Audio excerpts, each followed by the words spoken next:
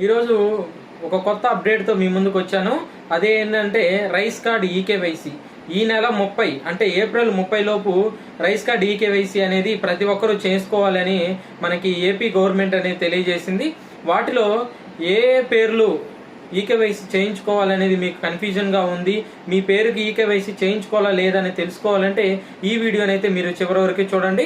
మన rice card eKYC చేసుకోవాల్సిన వాళ్ళు రేషన్ షాప్లో 90 వేయచ్చు. అది ఏపీలో ఎక్కడైనా మీ ఆధార్ కార్డు ద్వారా ఈకేవైసీ అనేది చేసుకోవచ్చు. ఈకేవైసీ చేసుకున్న వాళ్ళు ఈకేవైసీ కంప్లీట్ అయిందా లేదా తెలుసుకోవాలంటే ఎలా అనేది కూడా మీకు ఈ వీడియోలో నేను చూపిపోతున్నాను.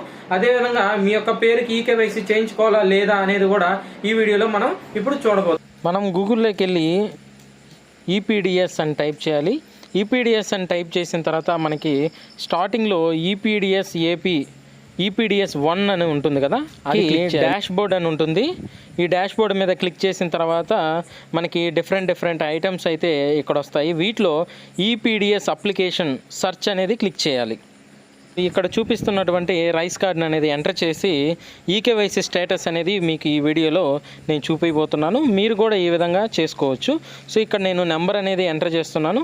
సో నెంబర్ ఎంటర్ చేసిన తర్వాత ఎంతమంది ఉన్నారు, వాళ్ళది ఈకేవైసీ కంప్లీట్ అయిందా లేదనేది చూపించడం జరుగుతుంది. ఇక్కడ పక్కన ఉన్నటువంటి ఆ నెంబర్ని ఎంటర్ చేసి సెర్చ్ కొట్టగానే మనకి ఆ రేషన్ కార్డులో ఉన్నటువంటి నేమ్స్ అన్నీ వస్తాయి. ఈకేవైసీ కంప్లీట్ అయిందా లేదనేది స్టేటస్ అనేది చూపిస్తుంది. సో ఇక్కడ నేమ్స్ వచ్చాయి, అదేవిధంగా ఈకేవైసీ సక్సెస్ అని వచ్చింది. సో ఈ విధంగా మనం స్టేటస్ తెలుసుకోవచ్చు. అదేవిధంగా పెండింగ్ ఉంటే పెండింగ్ నేమ్స్ కూడా తెలుసుకోవచ్చు. వీడియో కానీ నచ్చితే లైక్ చేయండి.